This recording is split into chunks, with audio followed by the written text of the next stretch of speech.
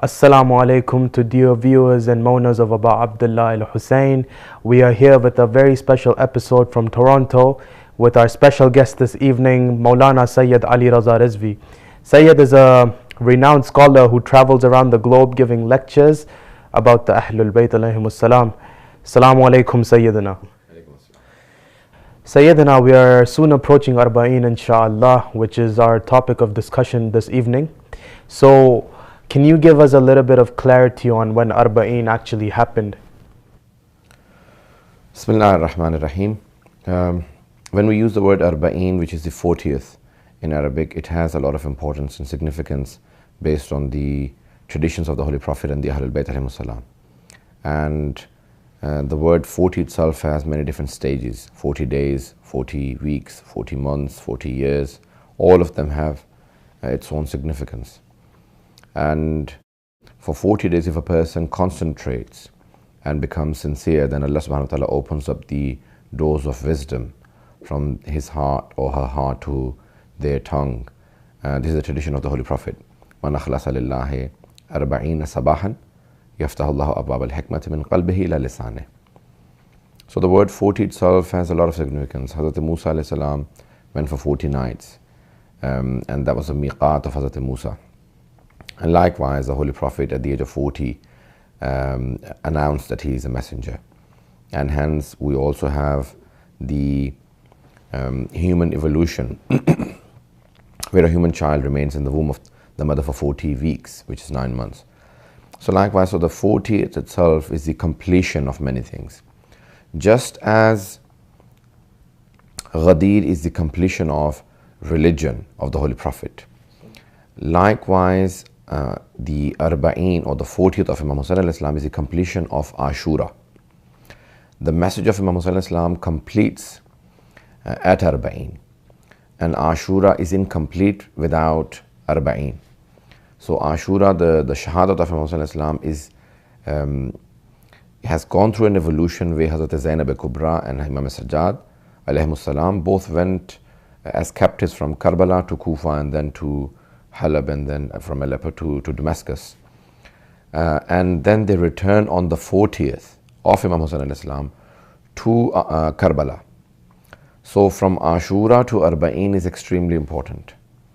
And hence we all still try and visit Sayyid al-Shuhada alayhi salatu wasalam on the 40th, because the first Zaireen of Imam Hussain came to Arbaeen, came to Karbala on Arbaeen itself.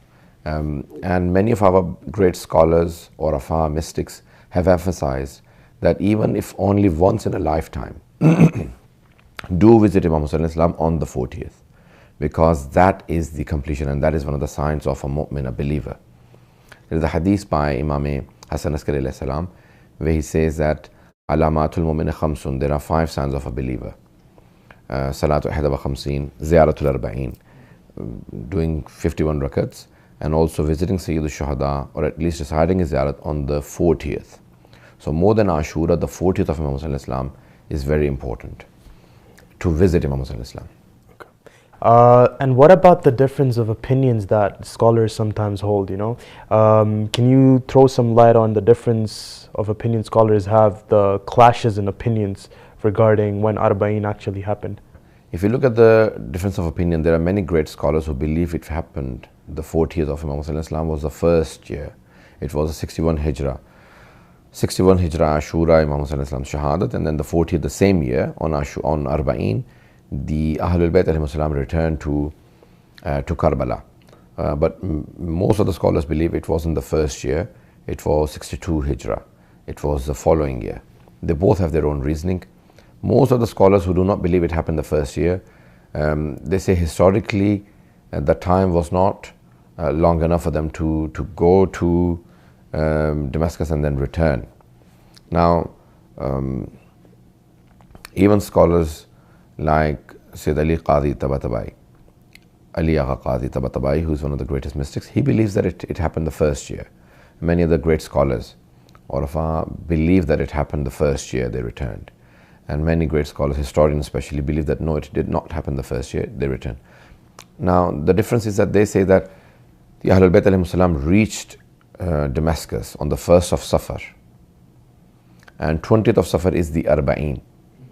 So for them to have reached Syria, Damascus on the 1st of Safar, and for everything to happen, and for them to return back to Arbaeen the first year, historically it is not possible. But on the other side, many of the scholars say that all of those masa'ib happened within the 2 weeks, and it was too much for them to handle, the Ahlul Bayt alayhimus salam, and they must have returned the first year. So it was too much for them, and Hazrat Sakina or Ruqayya bint Hussain passed away the first week.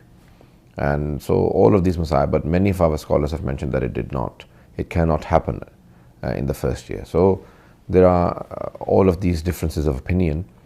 That was it the first Arbaeen 61 Hijrah, or was it the Arbaeen the following year in 62 Hijrah that they returned to Karbala? And as we all know, it was Sayyidah Zainab who first went to the grave of Abu Abdullah al-Hussein to commemorate Arbaeen, as to say. Why do you think it's important to imitate her steps? Well, there can be many reasons, but I will just quickly, briefly touch upon a few. If you look at Hazrat Hajra, or Hagar in English as they call her, the mother of Hazrat Ismail, the wife of Hazrat Ibrahim alayhi salam, when she gave birth to Hazrat Ismail, Allah subhanahu wa ta'ala told Hazrat Ibrahim to take them to Mecca and leave them there. So Hazrat Ibrahim alayhi salam said, Biwadin ghayri dhi dhar'in, in the Holy Quran says, in a valley that has no plantation, no water. O Allah, it is your order, hence I submit. But I do not understand how they will survive with no plantation and no water. So he was so much in grief, leaving his wife and a newborn child behind, because he was quite elderly. So he left because of order of Allah. Hazrat Hajra, to save his life, she was running between Safa and Marwa, and Hazrat Ismail touched with his feet the ground, and then the water of Zamzam started. And Hazrat Hajra's footsteps are still being followed. We still go to Hajj or Umrah, and we walk between Safa and Marwa, because to save the life of a prophet or an infallible, Hazrat Hajra walked between Safa and Marwa, and all of her steps are being followed. Allah has made it a compulsion in religion to follow the footsteps of Hazrat Hajra, and hence we believe that a greater sacrifice was being made in Karbala based on the verses of the Holy Quran from Surah Safat. وَفَدَيْنَاهُ بِذِبْحٍ عَظِيمٍ. We have replaced it with a greater sacrifice. So it was Imam Hussain alayhi salam who made that greater sacrifice, and Hazrat Zainab Kubra took all of those steps to save the message of Imam Hussain alayhi salam. So hence we believe that we need to follow the footsteps of Hazrat Zainab Kubra to show our love, compassion and reverence for Imam Hussain alayhi salam. And that was in the shape of Hazrat Zainab Kubra salam alayha, and we imitate every step that she took and the way she tried to walk from a long distance to Karbala. And when it comes to the sacrifice of Imam Hussain himself, we think of it as something very grand and unique. It definitely was unique, but like, how can someone like me and you try to translate that sacrifice into our lives? Or can we translate that sacrifice into our lives? Because whenever we think of the sacrifice of Imam Hussain, we say that, oh, it was the Imam who did that, and only someone like an Imam has the capability of doing that. There's no doubt about that, but because of that reason, people don't even try sometimes. So how can we try? How is that possible? We have to try in our own capacity. Allama Tabatabai says what Allah subhanahu wa ta'ala gave to Imam Hussain Islam, even many of the prophets, most of the prophets did not ever accomplish and achieve what Imam Hussain Islam achieved in Karbala. What he achieved is something unachievable. But if you never ever set a high goal for yourself, you will never improve. So in Ziyarat Ashura we read, Allahumma ja'al mahyaya mahya Muhammadin wa ali Muhammad wa mamati mamata Muhammadin wa ali Muhammad. Oh Allah, give me the life that the Ali Muhammad, the progeny of Muhammad sallallahu alaihi wasallam lived, give me that life and give me the death that they had. Allah says that you cannot even the prophets didn't have the life or the death that they had in Karbala. So why are we asking for something so great? Number one, when we set a very high goal, then it makes us move in a similar way.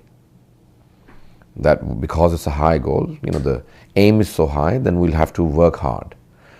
Even though we know that we'll not be able to accomplish, but we'll work hard to improve from where we are to get as close as possible to Imam Hussain. We will never be able to achieve it.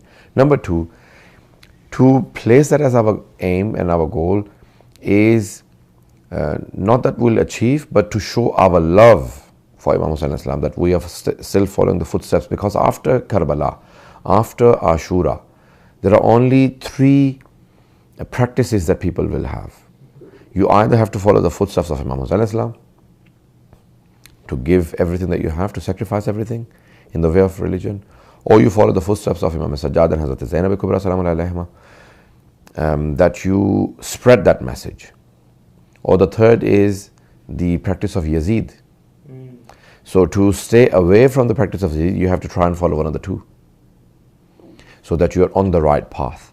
You're on the path of Imam Hussain alayhi salam, to try and sacrifice, to try and give up, or to try and preach, to try and deliver to other people what Imam Hussain alayhi salam tried to do for religion. And that's what we try and do when commemorating on Arbaeen, that we are on the footsteps of Imam Hussain alayhi salam. We are at least following Imam Hussain. We'll not be able to accomplish, we'll not be able to reach his level, and we know that. But at least we are still on the footsteps of Imam Hussain alayhi salam. We are on the line of Imam Hussain alayhi salam. So when you say we have to try, right? For different age groups, trying can mean a lot of different things, right? For example, a person like me, I would be, let's say if I'm a student, right? My struggle would be something like going to university, writing my exams, passing them all with good grades, and inshallah finding a good job. So different age groups have different struggles. And how would you connect that with the struggle of Imam Hussain? And how do you define trying for different age groups? Can you elaborate a little bit for each age group? First of all, as young adults and especially children, Imam Hassan Mustafa has a very beautiful saying where he's saying that, "Oh my children," not just to his own children, but to his children and his nephews and nieces when he's dying, when he's been poisoned and he's going through the shahadat. He says, "Listen to my words very carefully. Try and memorize my words, what I'm saying to you. Memorize this will, and if you cannot memorize it, then write it down so you don't ever forget what I'm saying to you. Because today you're children, but tomorrow you'll be leaders. And in your own household at least you'll be leading. So try and memorize everything I say." So every person in their own capacity has to try and learn so they can tomorrow lead.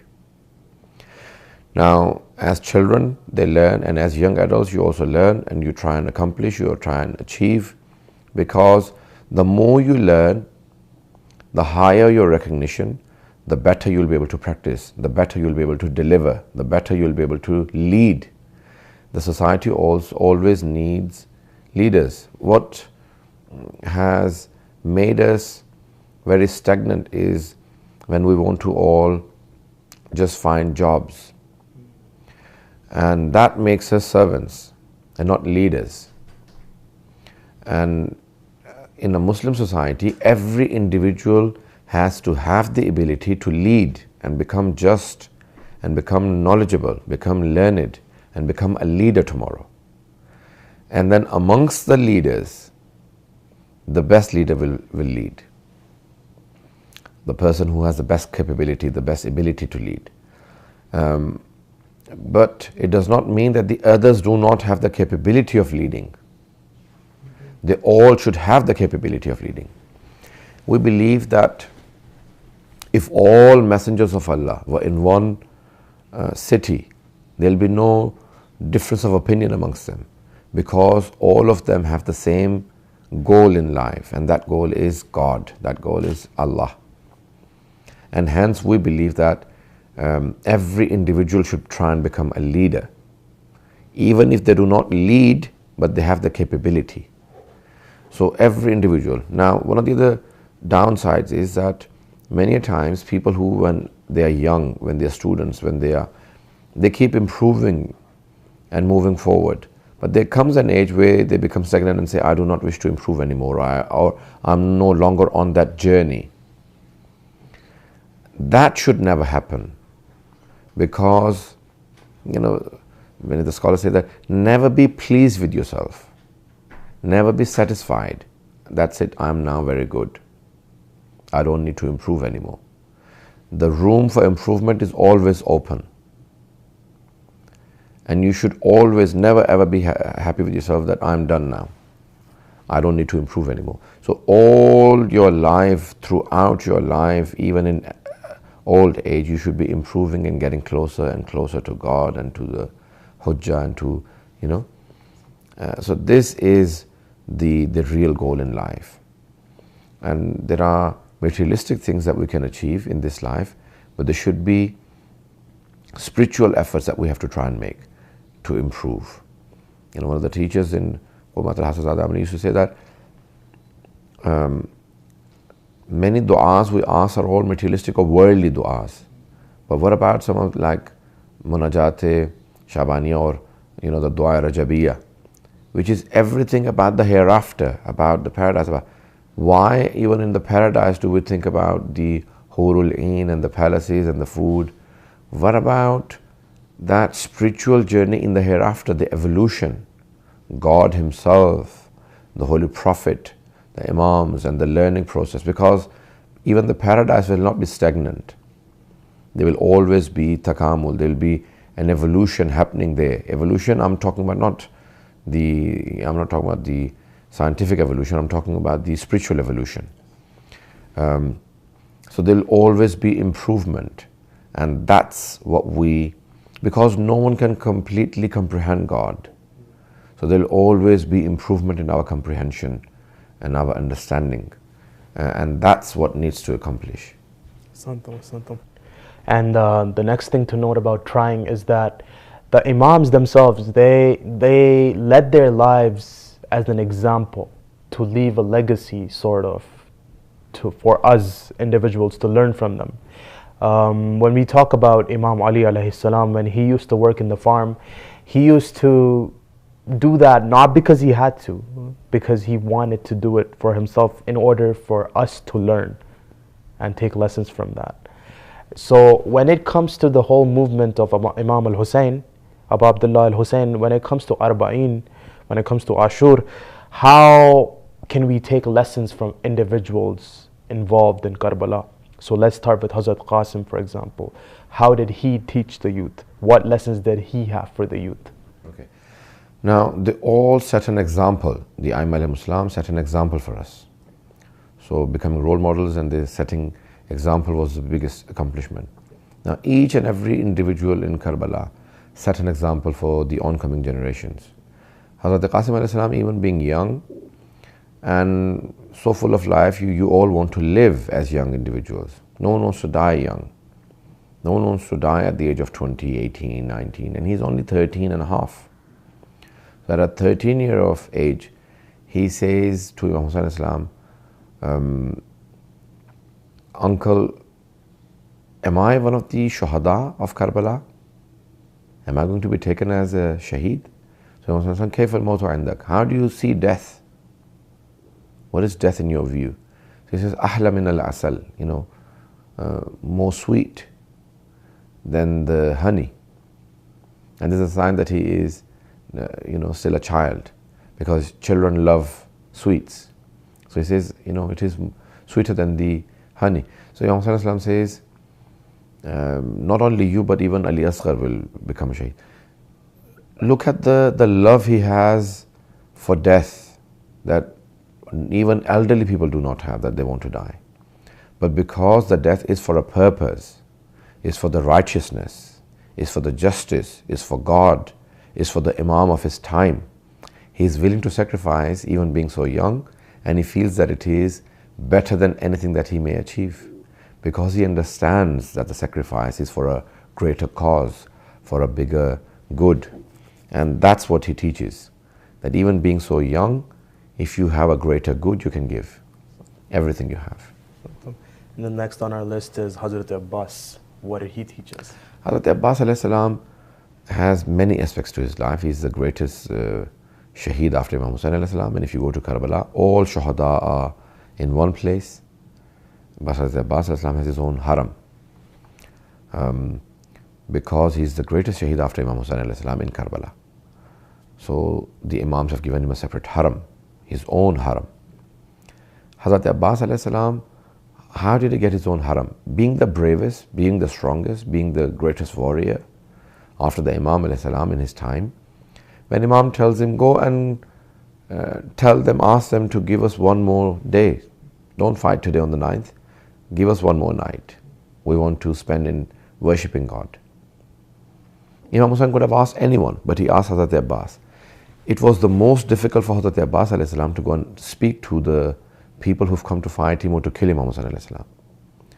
And this is the greatest jihad, when you go against your will, your desires. He had come to ask Imam Hussain alayhi salam, can I go and fight them because they've attacked us? Imam Hussain says, no, don't fight them. Go and ask them for one more night. Now when basically Imam Hussain is giving them more time so they can think, and Hor can come and other things can happen, so he's giving them time by saying, give us more time. And he asks Hazrat Abbas alayhi salam to go and ask for that time. It was most difficult for Hazrat Abbas to go and ask for the time, but he still did it. He went against his desires for the Imam of his time. He is the most faithful to Imam Hussain alayhi salam. And he showed his faithfulness. When he went, Shimr was related to his mother from far. So he says straight away that I have brought you Aman Nama, that you are as peace, you can come over if you want. He said, I wouldn't even talk to you had it not been for my brother and my Imam who's ordered me to speak to you and say that stop the battle for at least a night. Do not give me any protection. I do not want any protection from you. I have my master, my Imam, my Maulana, Hussain ibn Ali. That faithfulness, at the time of death or at the time when you know that this battle is astaghfirullah, in worldview, it is a lost battle. We'll all die. It will finish. Everyone would want protection and life.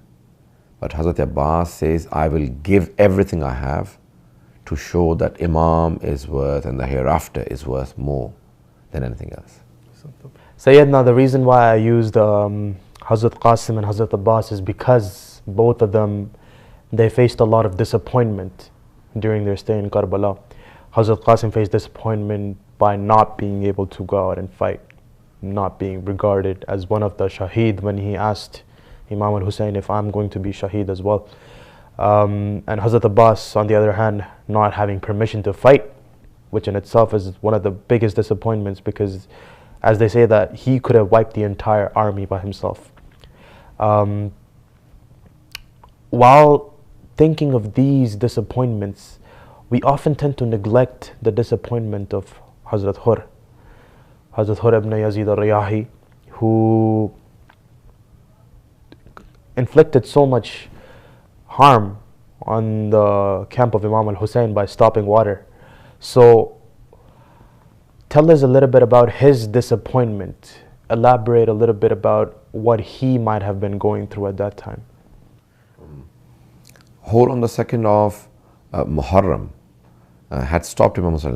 When he first came, he was thirsty with a group of 1,000 soldiers. So Imam Hussain had enough water for 1,000 soldiers, but he said, give them. I do not wish to have the water. But this is, you see, the message of Imam Hussain. When you have something, give it up if someone needs it more than you. So he sacrificed all the water. And then when Imam Hussain said to her that it is time for prayer, I think it was Dhuhr time.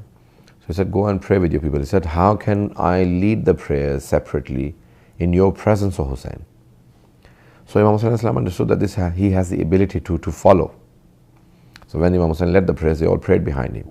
But when he was about to leave, Hur came and stopped Imam Hussain. He said, I'm not going to let you go. I came to arrest you. I cannot allow you to go to Kufa.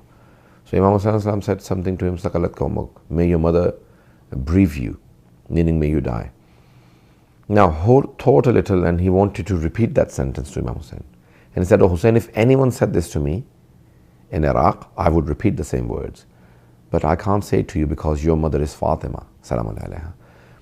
Many scholars say that Imam Hussain only said it to him, not as a swear word, but to remind him whose son is Hussain, or who is Hussein's mother, alayhi salatu wasalam. And that's what made him think. And when he reflected upon this fact that Imam Hussain is a son of Fatima and the grandson of the Holy Prophet, he kept thinking and thinking until when Ashura, when the 9th of Muharram, Imam Hussain said, "Okay, one more night." When the 6th Imam was asked, "Maula, how can tafakkuru sa'atan afdala min ibadati sab'ina sana?" Or sab'ina alf sana, for example. There are traditions that thinking for an hour can be better than 70 years of worship or 70,000 years of worship. He said, "How?" He said, "Like that of Hur." He thought for an hour and he converted himself from being an inhabitant of the hell to become an inhabitant of the paradise. He converted from the hell to paradise just with 1 hour's thinking. He said, "No, I'm not going to remain in hell. I'm going to go to paradise." He quickly converted and said, "Okay, I'm going over." And that's thinking of an hour. When you think deeply, you can change your life, the positive energy you pick up, and change your entire life. He changed his entire life with a few moments of thinking. That's the lesson from Hur. His repentance, his love, his sacrifice, and his thinking, his reflection. Another interesting thing about sacrifice in itself is that Imam Hussain himself could have done so much during the battle. He could have flipped the tides and he could have had the battle in his favor. So when he chose not to do that, when he chose not to have water, even though he could have had water through miracles, etc., etc. So what does that teach as individuals? To have power, to have the capability of doing something, but choosing not to do it. What does that teach us? There are many lessons, but the first lesson to me is the submission to the will of Allah subhanahu wa ta'ala. That above everything is the will of Allah. Oh Allah, because you see, he himself says that when he was leaving Medina, he went to the grave of his grandfather, the Holy Prophet, and he cried so much that he fainted, on the grave, and he embraced the grave. And he says that I saw that when I have dropped on the grave of my grandfather, he got up and he embraced me and he said, "Ya Hussain, inna Allah sha'a an yaraka qatila." It is the mashiyat of Allah subhanahu wa ta'ala. There is irada and there is mashiyat. The divine intent and the divine will. Irada is less than mashiyat.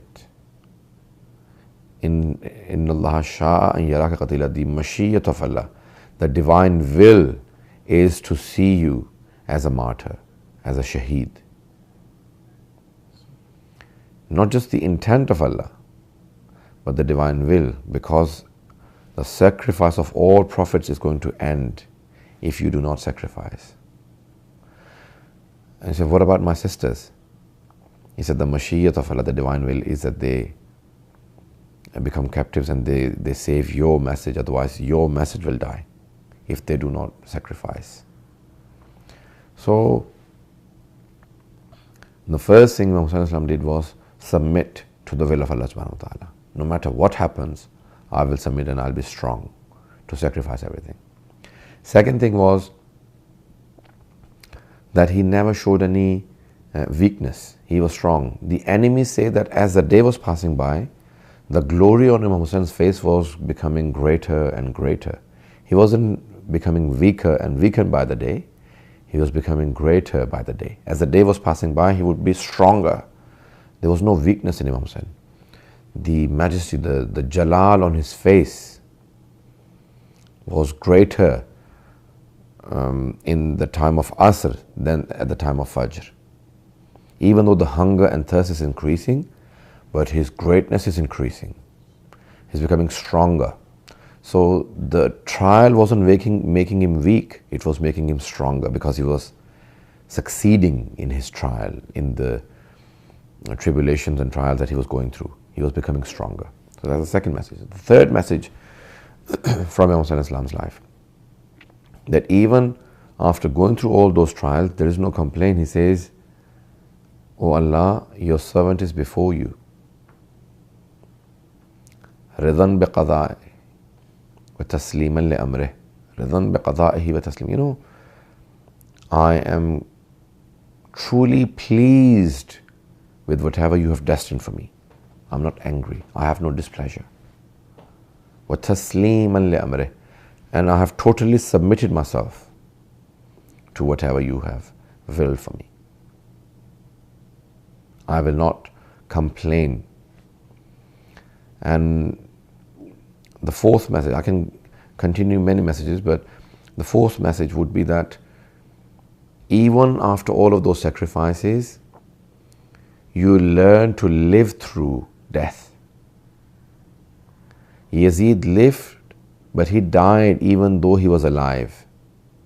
And Imam Hussain Islam taught us to live even after death. Death cannot kill you if your aim is high. If your aim is God, then even after death you will live. And many people are just living deads, living dead bodies. Yazid was a living dead, and Hussain is he's a being that lives even through shahadat, even after death he lives. And many people are just dead, walking about. So he taught a lesson that you can live. Don't worry about death. Don't be frightened of death. You will even live through death. And that's one of the greatest lessons he taught. Another very important thing to note about Imam al-Hussein during his stay in Karbala is that he sought refuge only in Allah. Even when he was lonely, even when everyone had left him in the battlefield, one after the other, everyone went and became shaheed. He was left alone, but he still sought refuge in Allah subhanahu wa ta'ala. So when we as individuals, when we are faced with loneliness, we tend to turn towards other people. People like us, for example. We tend to share our problems with them, which is normal, but sometimes it gets too extreme where we forget that Allah even exists. So what sort of a remedy would you offer to individuals? Like, how does one get rid of loneliness like this? The Holy Quran says that the early Muslims, when they converted, they became isolated. So God says, do not feel isolated. تَتَنَزَّلُ عَلَيْكُمُ الْمَلَائِكَةُ. Tell them, my messenger, that angels come down upon them and they are surrounded by angels. Because they're isolated, they feel that we're isolated from human beings. What about the angels that are around you? Now, Sayyidu Shuhada ﷺ taught a lesson that, many people always claim that I will fight till the last drop of blood in my body. But they never fulfilled. I will fight till the last soldier, till the last arrow that I have. They had the weapons, they had the soldiers, and they gave up. Imam Hussain said it, and he performed it. Till the last soldier, till the last arrow, till the last drop of blood in his body. He stood up against evil. He stood up against falsehood. He stood up against injustice, against oppression. He stood up and he fought till the last drop of blood in his body. And he proved it, that it can be done.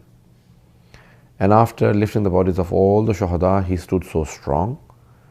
And hence Allah subhanahu wa ta'ala said, Ya ayyataha nafsul mutma'inna, irji'i ila rabbika radiyatan mardiyah, fadkhuli fi ibadi wadkhuli jannati. In the first words of the verse, you feel that an angel is calling back. But in the last verse, you understand that it is God directly speaking. This is Quran.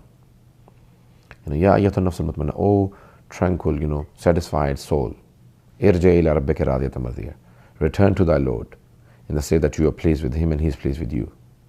This could be an angel speaking so far. Fadkhuli fi ibadi wadkhuli jannati.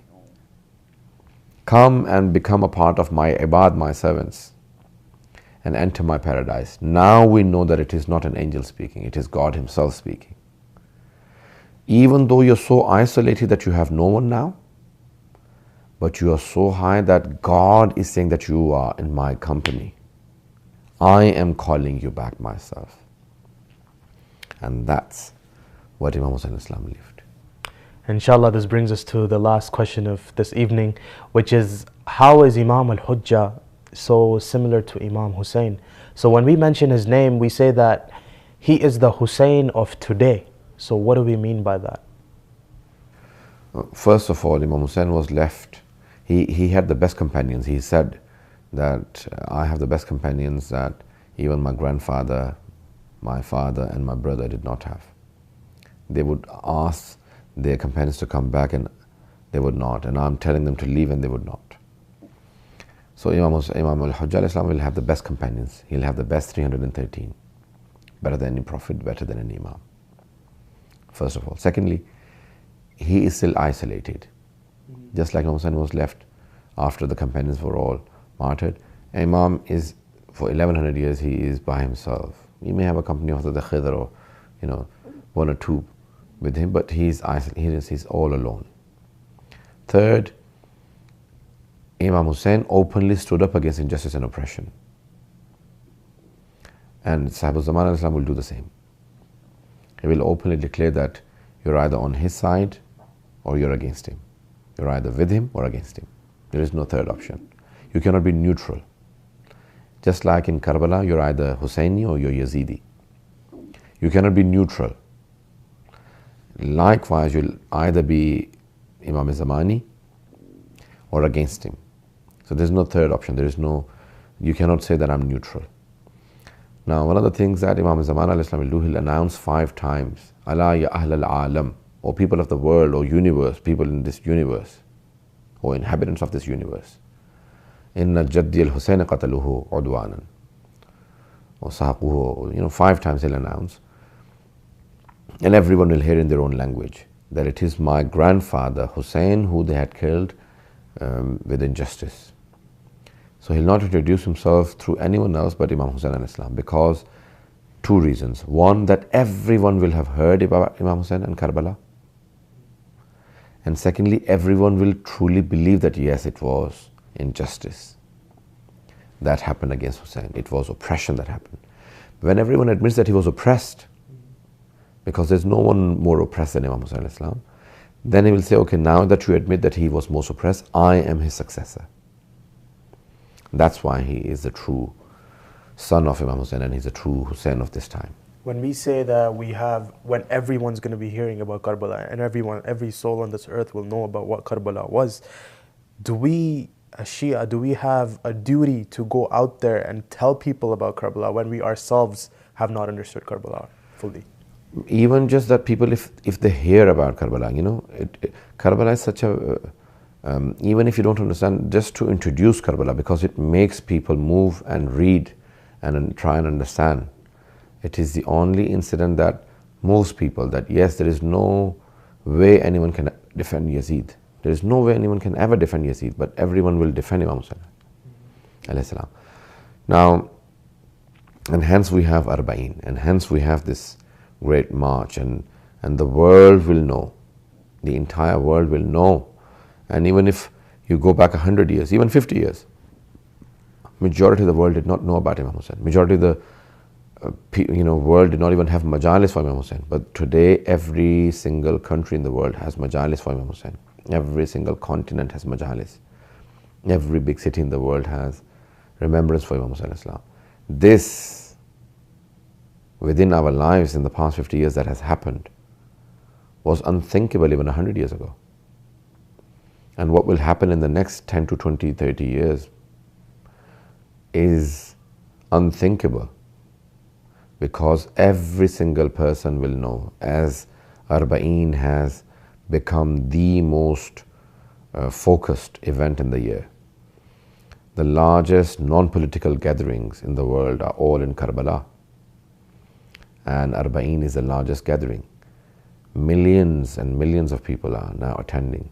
This will surely move the world and bring about a change and that will not be reversed. Lastly, when we talk about receiving letters from Imam Hussain, Zuhair ibn Qayn, he received a letter from the Imam as well, and his wife offered to go by herself if he doesn't end up going.